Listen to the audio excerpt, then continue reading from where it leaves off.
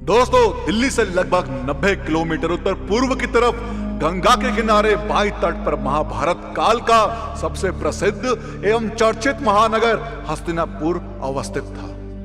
वर्तमान में उत्तर प्रदेश में मेरठ के पास स्थित इस जगह के लिए ही कौरवों और पांडवों के बीच युद्ध लड़ा गया था। पौराणिक किंवदंती के अनुसार सम्राट भरत के समय में पुरुवंशी वृषछत्र के पुत्र राजा हस्तिन हुए, जिन्होंने अपनी राजधानी हस्तिनापुर बनाई। कहते हैं कि हस्तिनापुर से पहले उनके राज्य की राजधानी खांडवप्रस्थ हुआ करती थी, लेकिन जल प्रलय के कारण यहां राजधानी उजाड़ हो गई। तब राजा हस्ती ने नई राजधानी बनाकर उसका नाम हस्तिनापुर रखा।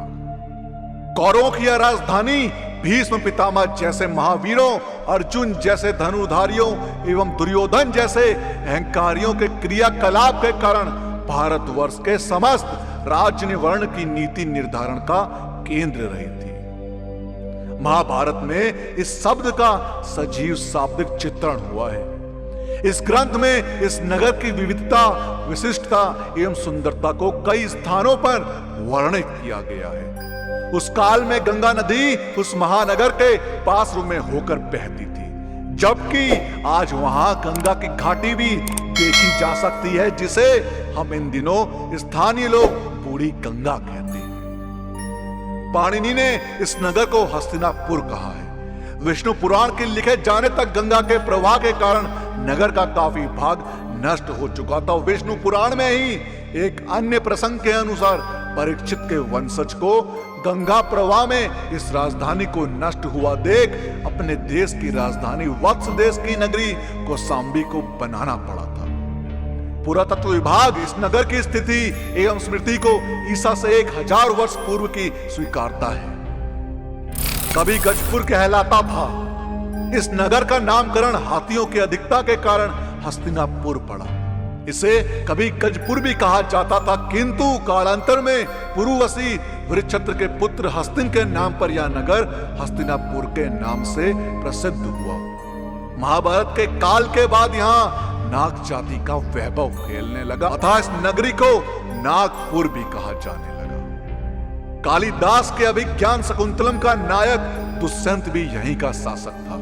अन्य परंपरा के अनुसार राजा वृषभदेव ने अपनी संबंधी कुरु को कुरुक्षेत्र का राज्य दिया था। इस कुरुवंश के हस्तिना ने गंगा तट पर हस्तिनापुर की नींव डाली थी। पुराणों में राजा हस्तिन के पुत्र अजमीर को पंचाल का राजा कहा गया है।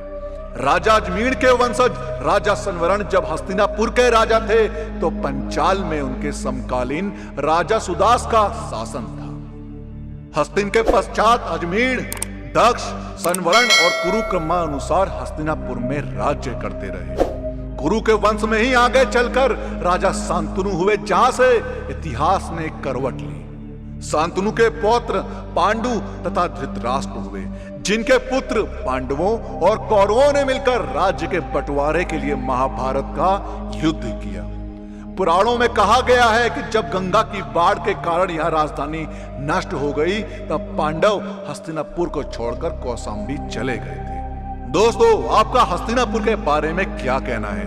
हमें कमेंट के माध्यम से जरूर बताएं, और इस वीडियो का पार्ट 2 चाहिए हो तो कमेंट्स में पार्ट 2 जरूर लिखें। और साथ ही साथ अगर आपको हमारी आज की वीडियो पसंद आई हो तो टारगेट रखते हैं 5000 लाइक। अब 5000 लाइक इतने ज्यादा तो है नहीं, तो इस वीडियो को लाइक और शेयर करना ना भूलें। और जिन लोगों ने अभी तक हमारे चैनल को सब्सक्राइब नहीं किया, उनसे मेरी गुजारिश है कि हमसे जुड़े रहने के लिए और ऐसे ही और भी वीडियोस देखने के लिए हमारे चैनल को सब्सक्राइब जरूर करें।